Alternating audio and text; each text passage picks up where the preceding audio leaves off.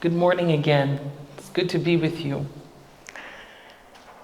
In this morning's passage, we meet the prophet Jeremiah as he's processing that his people, the Israelites, are going to find themselves in exile. No longer the executors of their land, no longer the only ones present on their land. And these people would have seen and understood that their prosperity was deeply connected with the land. When the land was prosperous, they were prosperous. When they were fruitless, the land was fruitless. And they also saw this as some kind of connection between God and themselves. They understood what was happening to their place as what was happening to them. And so as Jeremiah hears that the people will lose this important connection or touch point with the land of their ancestors, the land that sustained them, the land they did not want to betray, he is bereft, and he responds with this phrase: "Is not the Lord in Zion? Is not her king within her?"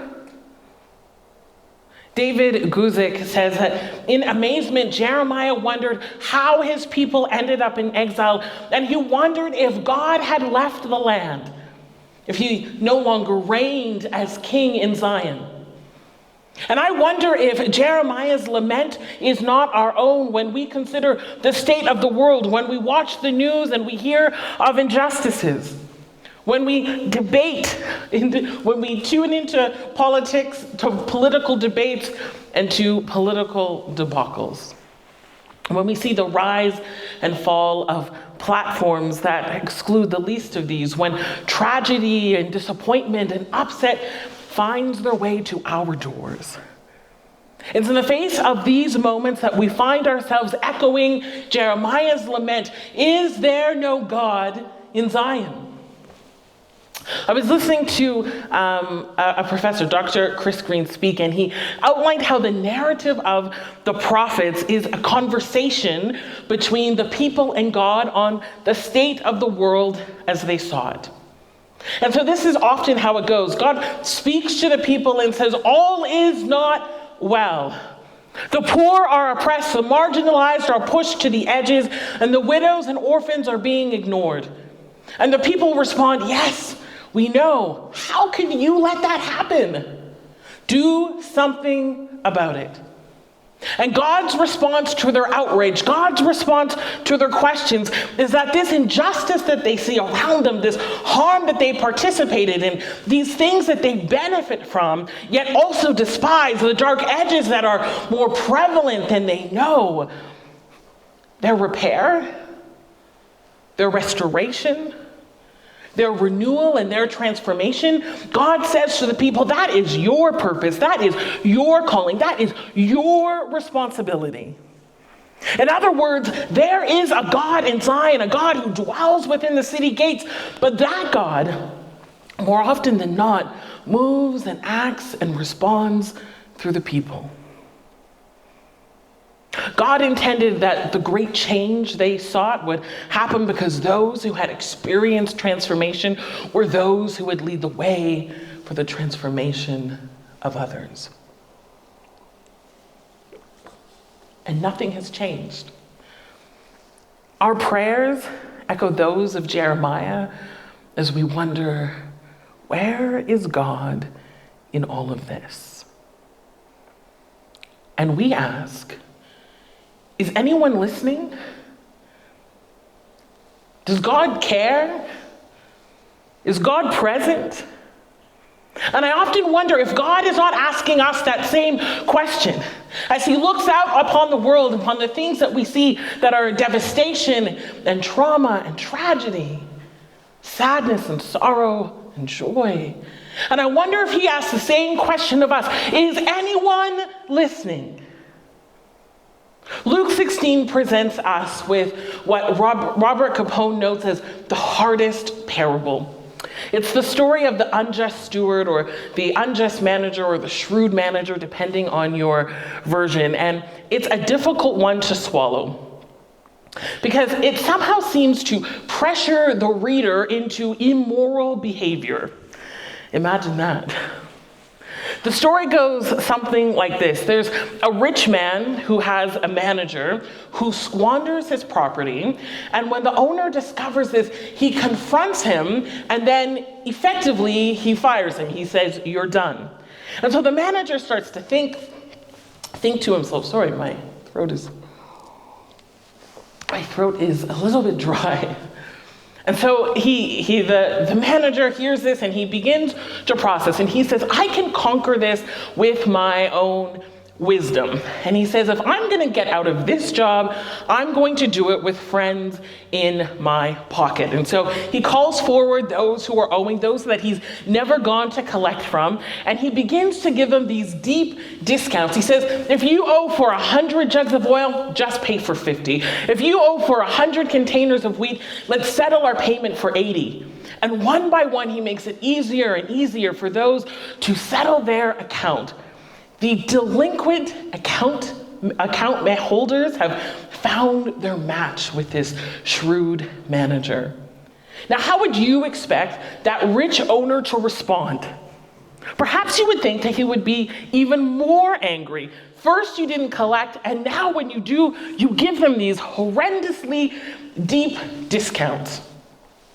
But instead, the rich owner, as each of these transactions comes to a close, commends him.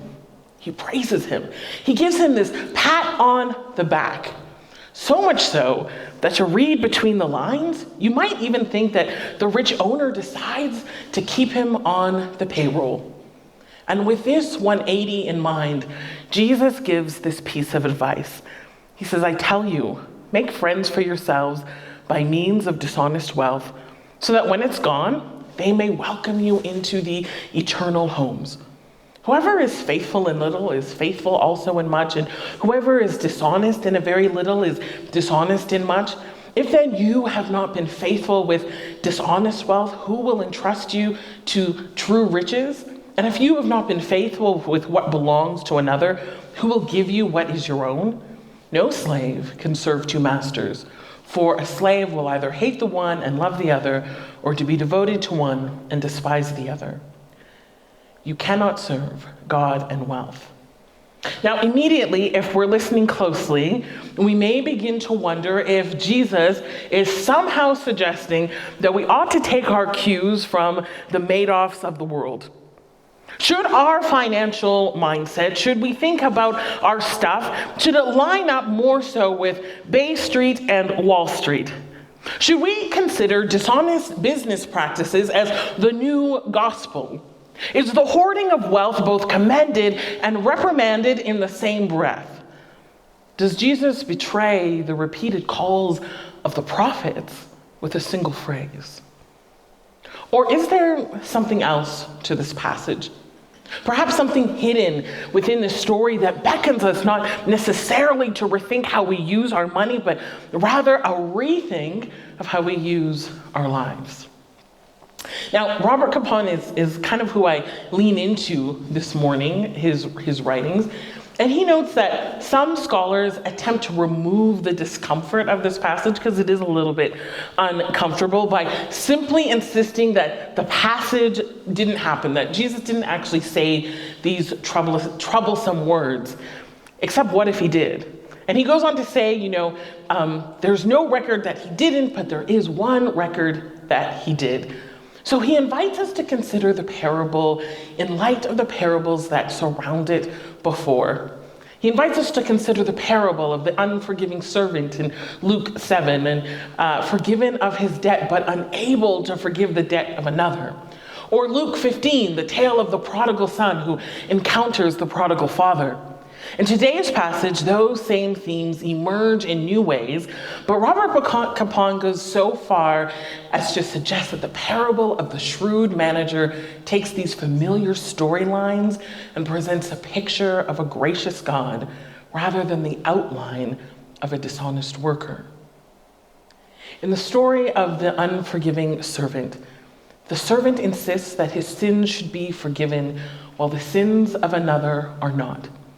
He's invited, according to Capone, to drop dead to the $100 owed to him. But as Jesus tells the story, things do not work out the way the forgiven servant chooses a bookkeeper's life rather than a spendthrift's death, and thus short circuits the working of forgiveness. Still, the point of the parable remains unchanged. Grace works only on those it finds dead enough to raise. But in the story of the shrewd or the unjust manager, we encounter a different picture. Not one who hoards grace or forgiveness. In fact, this person is viewed as far too relaxed and somehow incapable of holding those who owe to the letter of their agreements. Rather than forcefully collecting, he unashamedly leaves the debtors alone. But as his world is about to crash, he's about to lose everything that he's kind of worked for, he uses this strange wisdom to ensure that he has a safe place to land. And Capone notes that the shrewd manager is able to be the resurrection of his master's debtors because they wouldn't deal with anyone but a crook like themselves. And to those original listeners, and even to us listening today, the story of Jesus and the way that he engaged with his society made him the most outlandish crook of them all. Now, before you get too uncomfortable, note that as Jesus comes on the scene, who does he engage with? He chooses to engage with the least of these. He dines with sinners. His best friends are fishermen, and he even invites traitors to be named as his disciples. All actions that made him appear to his early Jewish observers that he was more crooked than straight. And Jesus, willing to bet on those that no one else would, begins to make space, opens table, widens living rooms and kitchens and dining rooms for all those that we would normally exclude. Yet then, rather than take the easy road and pander to the elite, Jesus gravitates towards those who are often pushed to the edges. He gravitates towards them with this lavish offering of grace. He gravitates towards them with this unjustifiable amount of forgiveness and inclusion, rather than the expected condemnation, judgment, and exile. And frankly, this is the kind of shrewd and unjust manager that we all need in our lives. Someone who sees us as we are, but doesn't treat us just as the worst of us, but treats us as ones who are created in the image of God. This parable therefore says in story form that Jesus himself said by his life he was not respectable. He broke the Sabbaths, he consorted with crooks, and he died as a criminal. Now at last, in the light of this parable, we see why he refused to be respectable. He did it to catch a world that respectability could only terrify and condemn. He became sin for us sinners, weak for us weaklings, lost for us losers, and dead for us dead. So we find ourselves drawn by the bait of a Jesus who winks at iniquity and makes friends of sinners, of us crooks that is, and of all the losers who would never in a million years go near a God who knew what was expected of himself and insisted on what we expected of others. Jesus reveals to us a God who seeks to offer unjustifiable amounts of grace and love. An example that we are called to follow, an example that essentially becomes the answer to our own curious prayer. Is there no God in Zion? And I wonder, is anyone listening? Now, I believe in the power of prayer, and somehow I still believe that God can step into our situations and bring about supernatural results. There are stories that you hear of, physical, financial, relational healing, things that kind of happen out of the blue. And things that come to persons and communities kind of like lightning out of the sky. And so I somehow believe that everything is possible. But I am equally convinced that these encounters are not God's primary way, and they're not even the regular way or the most frequently seen way. of God operating in the world. I think that God's means of seeing all things renewed, instead, it isn't about these supernatural kind of moments that appear out of nowhere, but instead, God interacting and engaging the world, it is you and I. God's means of interacting and engaging, it is the church at her best when she's listening and paying attention and investing in the lives of others. That's when we actually get to see the supernatural. And we begin to see it as less of a genie in a bottle scenario and more so the way God guides, directs, and empowers people to be unjust in our offering of love and unjust in our offering of grace and unjust in our offering of mercy. Allowing the way that Jesus transformed us to be how we help others transform themselves. We want to encourage people to see that there is life possible that abounds with love for the least and the lost, for the ones so often left behind. And so this parable, united with the words of the prophet Jeremiah, beckon us to find our way into the injustice of it all. The darkness and the corruption, the difficult moments and situations in our neighborhoods and our families, to see the dark edges in a person and to bear witness to the marginalization of a group, to come face to face with injustice that we both perpetuated and we benefit from. And as we are made more and more discontent with the way that things are, or with the way we have allowed things to be, may we become unafraid to quiet our voices, to quiet the desire to fix it all, to be frustrated by it all. May we become unafraid to quiet our voices so that as we experience the overwhelm of it all, and as we experience the darkness of it all, that rather than allowing those things to speak, we simply listen.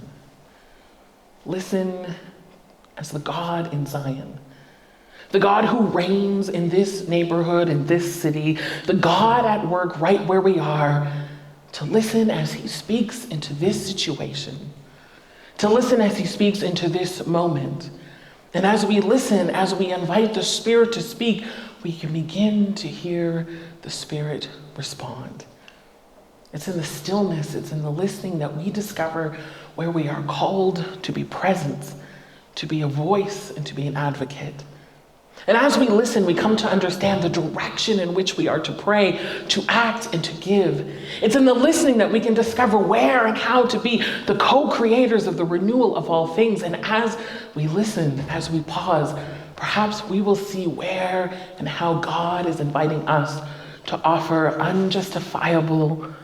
unjustifiably lavish, over-the-top, undeserved, and unmerited grace and love, hope and presence, opportunity, solidarity, and mercy.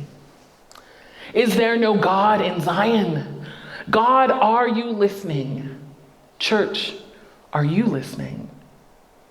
The late Rachel Held Evans, in her early days of writing, described her trip to Bolivia, where she saw this huge statue of the Cristo de la Concordia, and it's 112 feet tall. And she describes being a little bit uncomfortable as she saw this looming figure of Jesus that was standing over this city.